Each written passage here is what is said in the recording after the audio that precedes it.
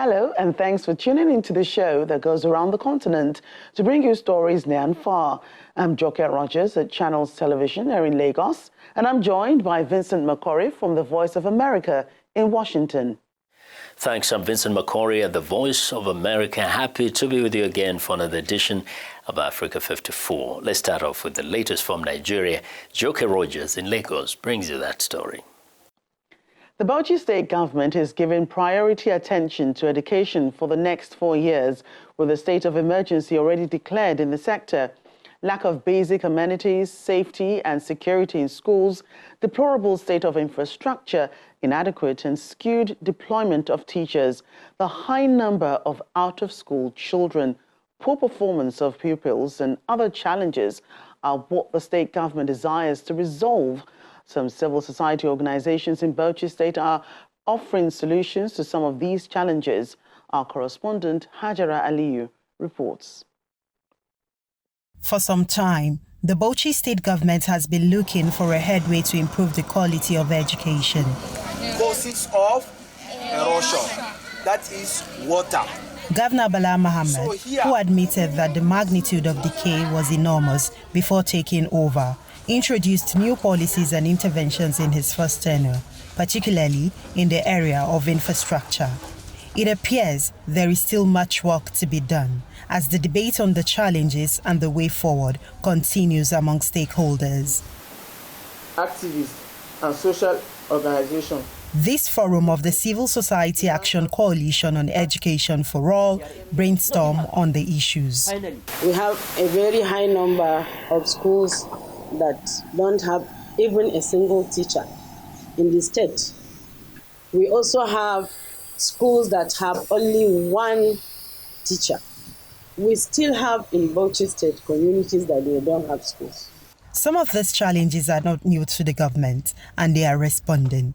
On the 29th of May 2023, Governor Mohammed declared a state of emergency in the sector. We shall create the Education Emergency Engine Room 3E4 Education that will constitute the situation room for driving the revolution in our educational sector.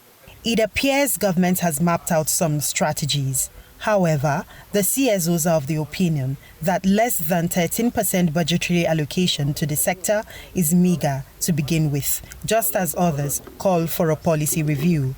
Government to spend 15 to 20% of budget on education and keep increasing as a way of financing for SDG 4. Separating girls and boys. That policy has pushed our children out of school. In Yelwa here, you can make separation. Girls will come in the morning, boys will come in the what? In the afternoon. It is separation.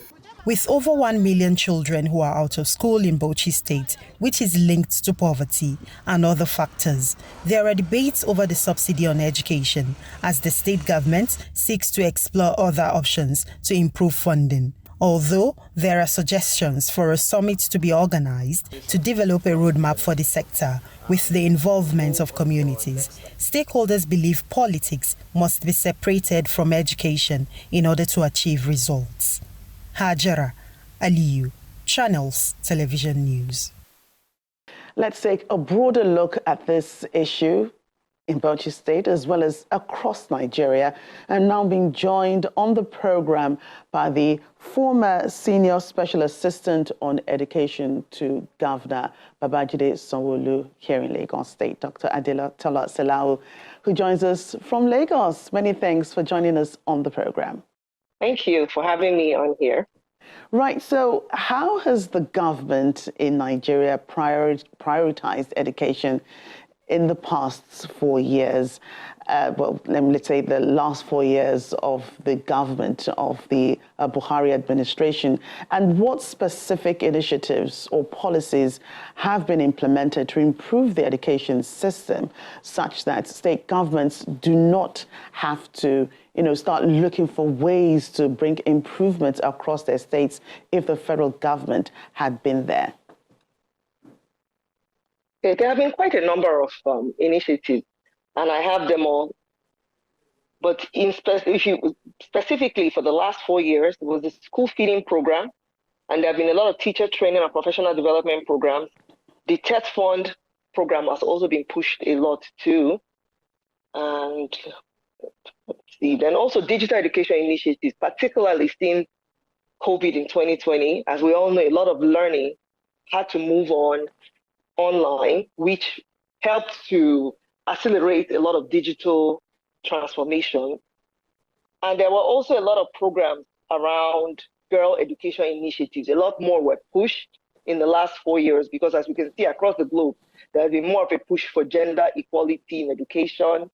And then also a lot of programs in the North and the Northeast, Aljamari education programs, making sure that the provision of formal education, vocational skills, and empowerment opportunities for the children who are not in formal schools, as we term them, but are moving around, because a lot of them are very nomadic. They move around quite a bit so that they can have access to some form of learning, even if they don't have access to formal school learning, since they move around a bit. They're very mobile. I guess that's the word we'll use. So a lot of initiatives around that. So what kind of improvements do you want to see specifically now that we have a new administration in place? The president has already, directed or said that there should be a state of emergency on food security, which is a start. So that is one thing. So now let's move to the education sector. You have said there needs to be some sort of emergency on the education sector. So what are the things that you want to see across board? What I would like to see across the board for education, actually, this one I can't, without, in my sleep, I eat, sleep, and drink this one, will be, first things first. I mean, this is something that everybody said. It's a very thing. You cannot give what you don't have. The teachers themselves need to be a lot more giving to them in terms of welfare, of course. Teachers need to be seen as professionals. We need to have the best there so that these best are produced the best in our students, which means quite a lot of overhaul needs to be done in training them, in credentialing them, in their selection and recruitment. That's a teacher. And then, of course, I mentioned welfare, which means making sure that they are adequately compensated for this work. One of the things we've been doing in Lagos, and I'm hopeful that other states will copy us, is emphasizing research and giving out grants and having competitions around students thinking and putting together ideas, innovating. This is a major, major hallmark in the West. All the best universities you can see in the West, that's their cornerstone. Name them: Harvard, MIT, Cambridge, just name the universities. Even in China, name those universities. In India, that is their hallmark, is research. It is while you're carrying out research that you're able to start finding out, okay, this works. You iterate, okay, let's tweak this a little bit. And then that now gets carried into industry. All the things that we're using right now, majority of them, they were done in research in the universities. Google, I mean, keep naming them. A lot of them were in universities. There were students who tweaked and worked on them. In fact, I like to tell students all the time, it's not when you come out from the university that you come up with these big ideas. It's while you are at the university, or even when you come out of secondary school with your peers, you brainstorm, you start thinking, you start putting together prototypes. That's when you have time, and that's when there's so much energy. You start putting these things together and you go around. And then when you come out, you also start looking for money in the industry to carry out this work and flesh it out and put it out in the market. So there needs to be a lot more emphasis on research by the university professors, by the students, and the environment, the policies that encourage and boost this. So yes.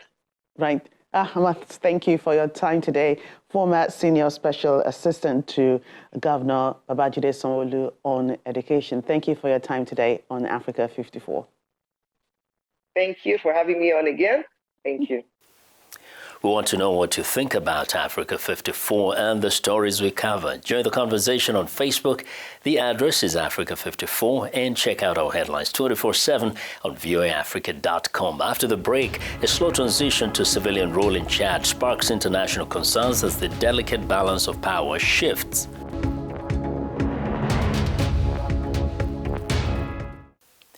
Welcome Welcome back to Africa 54. I'm Vincent McCory in Washington. Analysts say the international community is reluctant to put pressure on the Chadian government to transition to civilian rule. In this report from Jamena, reporter Henry Wilkins speaks to one man arrested during protests against the junta and local politicians who say civilians need political representation to air their grievances against the state. General Mohamed Idris Deby seized control of Chad in 2021. His father, the previous president, had just been killed during an attempt by state forces to put down a group of rebels in the north. Altogether, the Deby family's junta has ruled Chad for almost 33 years, and while an agreement was made in August last year to transition to civilian rule, experts say progress towards fulfilling the terms has been patchy. Dejona Avexuma, the leader of the opposition Democratic Party, said he thinks citizens are losing patience and need political representation to air their grievances. Everyone is waiting for the day when the anger starts to take hold of the whole population and civil society. I don't think I'm being too pessimistic. I think things could happen, especially as there's no safety valve. In October, protesters took to the streets of Jamena, the capital. Around 70 were shot dead when the military opened fire on the crowds, while hundreds more were arrested. One man who said he was not a protester but was mistakenly arrested in an area of Jamena where protests were taking place asked VOA to withhold his identity for fear of government reprisals. He claims he was taken to an infamous penal colony in the Sahara Desert known as Koro Toro. They drove with us all night until we reached our destination at 4 a.m. The person under me was already dead. It was horrible. People were dying on the way from thirst and hunger. The man VOA spoke to was recently released, along with around 700 others, after a presidential pardon for October's protesters. Chad is one of the poorest countries in the world and has played an important part in international efforts to quell an insurgency of terrorists linked to the Islamic State and Al-Qaeda in Africa's Sahel region, allying closely with France in particular. Some experts say this means the international community is reluctant to put pressure on Deby to transition to civilian rule. Experts are scrambling to save what they can of Sudan's cultural heritage amid months of fighting, with reports of lootings in the country's museum and ancient works of art at risk. A fighter from the warring faction RSF, who wants to remain anonymous, says the situation is otherwise. A fighter from Sudan's paramilitary rapid support forces gives a tour of the country's national museum. He says rumors that the RSF has destroyed such institutions are lies and disinformation. Whether that's true or not, the conflict his faction has been fighting against Sudan's army since April is taking a toll on the country's rich cultural heritage. Ibrahim Musa, a general director of Sudan's National Corporation of Antiquities and Museums, has this to say. We are trying our best to make sure that these monuments, to report that these monuments are known to other people, are report and to us what is going on and what is happening. According to a report published last week by an NGO, Heritage for Peace, at least 28 cultural and archaeological sites around the country have been targeted or suffered collateral damage. Among the cultural casualties are precious books at a major museum in the capital, Khartoum. Sudan also has 2 UNESCO World Heritage Sites related to the ancient kingdom of Kush, which controlled trade between southern Africa and Egypt at the time of the pharaohs. The island of Meroe is home to one of the largest ancient pyramid complexes in Africa. Jebel Barkal is a sacred sandstone mountain close to tombs, temples and palaces that dot the course of the Nile River. Artificial intelligence tools like ChatGPT are presenting new problems in Kenya's education system, as in so many others. The country has many academic writers who help university students with assignments, with some professors looking the other way. Now, some of those writers say AI tools are cutting into their business, while professors worry students have new ways to cheat. Mohammed Yusuf has a story from Nairobi. Tony Ambola earns a living by completing writing assignments for university students in Kenya and other English-speaking countries. He can write about many subjects except for law, engineering and architecture. However, Ambola says he's getting fewer work requests, a development he blames on the rise of artificial intelligence writing tools. Ambola says he's trying to learn more about his new competitor. AI has negatively affected our workflow, so that at some point we really got less work. You are afraid if you could meet your bills because there was less workflow. But over the months, I've been able to put myself into working on understanding AI even more, and try and avoid the traditional way of getting clients and getting work. In Kenya, unemployed university graduates often engage in academic writing to earn a living. Some purchase online accounts to connect with students seeking writing services. Writer Kelvin Okumi says AI has not cost him clients so far. Personally, my work is still the same. I'm still getting work from my clients. Students are still approaching me for academic writing services. So I can say ChatGPT has not affected me at the moment, but we can't predict the future because it's too early. ChatGPT was born, I think, early this year, or sometimes back. So we can't predict because technology is moving so fast. According to a survey conducted by Study, an online learning platform, 890 out of 1,000 American students surveyed admitted to using ChatGPT for their class assignments. This tool can generate text on various topics and write articles and essays. Some educators are concerned that its usage might compromise academic integrity and hinder students' creative abilities. And lecturers, we need to see how we can structure this assignment so that students can't just get away with it very easily by copying and pasting work. So we have to be aware of what these tools can do, even as lecturers, and then see how we can guide our students around that so that they use technology as an enabler. While some universities have prohibited the use of AI tools, others are adopting a cautious approach. Whatever the schools decide, Ambola says he will learn more about AI so he can stay in the business of academic writing. Mohammed Yusuf for VA News, Nairobi. Once seen only as a playful pastime, Pantsula was performed as a symbol of black South African culture and resistance to the apartheid regime. Thato Kofela first performed the dance routine in his childhood backyard. Now he's helping to revive the dance style and take it on to a global stage.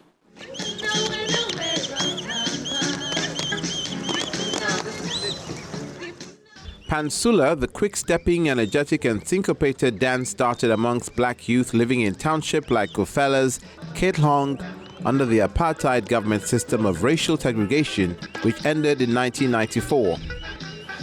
It became a vehicle for social and political expression and resistance.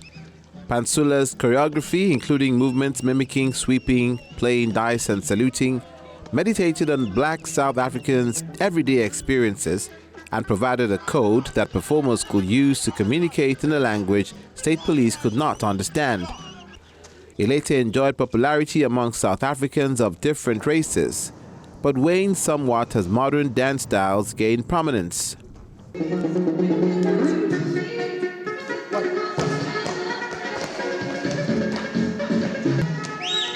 Now Kofela's dance troupe, via Ketlong, wants to drive a revival of the style and has taken the dance to the global stage with shows in France, the Netherlands, and Portugal.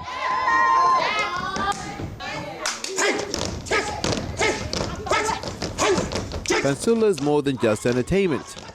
it helped him stay out of trouble while growing up in Kettlehong, where riots against the apartheid government were a regular feature of life. They get bored, they get hooked to drugs and stuff and alcohol. So I'm trying to prevent into njengaleyo because there was a lot of crimes and even those drugs were there.